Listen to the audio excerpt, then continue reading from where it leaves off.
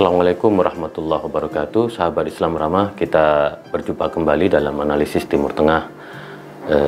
Pada minggu kali ini kita tahu bersama-sama bahwa telah terjadi ledakan yang maha dahsyat di Beirut, tepatnya di gudang pelabuhan Marfa.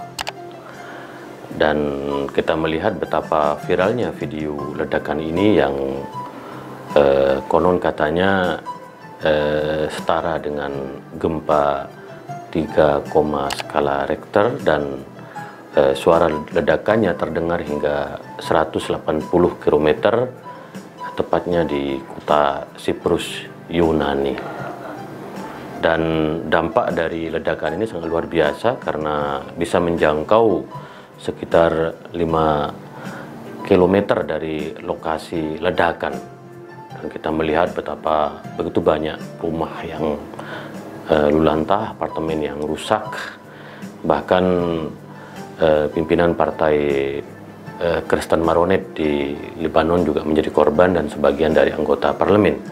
Hingga saat ini dikabarkan lebih dari 135 warga Beirut yang meninggal dunia dan 4.000 lebih luka-luka, dan masih banyak yang kehilangan keluarga. Ledakan ini dikabarkan berasal dari bahan kimia yang berada di gudang penyimpanan di pelabuhan yang usianya juga sangat lama sebenarnya, dan karena cuaca di Lebanon saat ini sangat panas dan pandemi, ada keteledoran sehingga tersulut api dan menimbulkan satu ledakan yang sangat besar.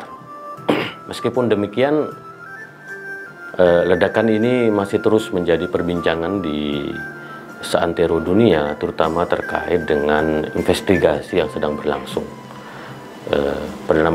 Presiden dan Presiden Lebanon yaitu Michel Aoun dan Perdana Menteri Hassan Diab telah membentuk satu komite pencari fakta yang memberikan waktu sekitar 5 hari agar ada informasi yang relatif lengkap terhadap temuan-temuan di lapangan, kenapa ledakan bahan kimia ini, amonium nitrat ini bisa terjadi.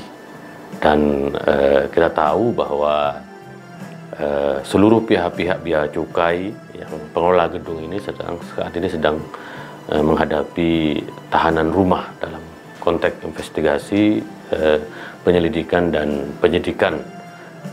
Pihak-pihak yang bertanggung jawab terhadap ledakan ini akan mendapatkan sanksi sesuai hukum yang berlaku di Lebanon. Tetapi persoalannya tidak sekedar ledakan, tetapi kontroversi yang terjadi di Lebanon saat ini, apakah tim investigasi itu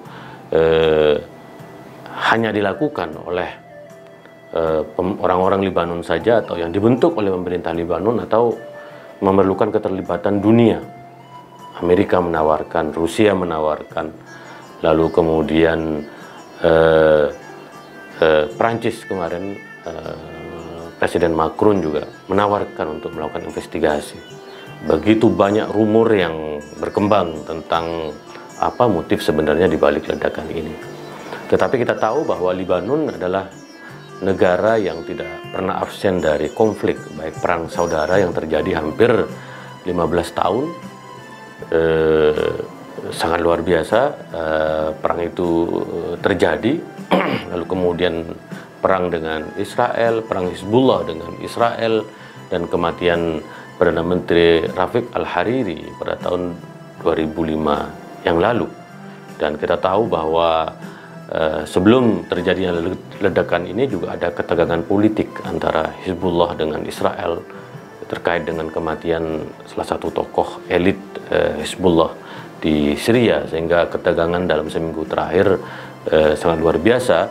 Belum lagi ada krisis politik yang terjadi di Lebanon karena munculnya ketidakpercayaan publik terhadap pemerintah.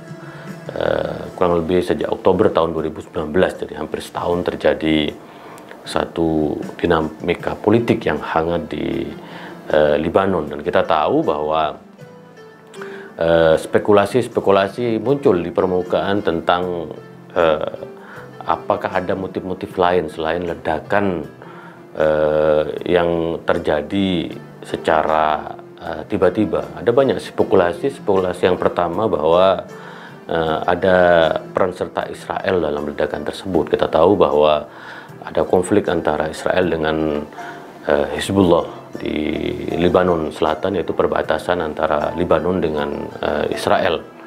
Dan kita tahu bahwa memang hanya negara sebesar Israel yang bisa mengetahui seluruh kekuatan dan kelemahan peta lawan, dan disertai dengan perayaan kelompok sayap kanan fundamentalis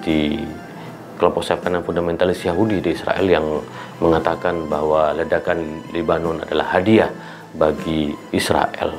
Lalu tidak lama setelah itu Perdana Menteri Israel menyampaikan ingin menolong, memberikan bantuan terhadap Lebanon jika diperlukan. Jadi di media sosial begitu gencar bahwa ada spekulasi, ada dugaan, ada tuduhan bahwa Israel di balik itu. Yang kedua, juga ada opini yang dibentuk bahwa di balik ini adalah Hizbullah. Di antaranya adalah Amerika dan Israel memainkan narasi ini karena hari-hari ini juga terjadi pengadilan terhadap orang-orang yang diduga sebagai pelaku bom kematian Perdana Menteri Rafiq Hariri pada tahun 2005 yang sangat lama sekali, dan dihembuskan bahwa Hizbullah di balik kematian Rafiq al-Hariri. Lalu kita tahu bahwa Hizbullah merupakan musuh dari Amerika Serikat dan Israel. Saya sendiri dalam tulisan di Detik mengatakan tidak mungkin Hizbullah melakukan itu, karena Hizbullah merupakan merupakan bagian dari pemerintah saat ini yang mendapatkan kekuasaan sebagai ketua parlemen. Jadi di tengah situasi politik dan ketidakpercayaan yang sangat luar biasa, sangat tidak mungkin Hizbullah menjadi aktor dari ledakan yang terjadi di gudang penyimpanan bahan kimia di Marfa itu.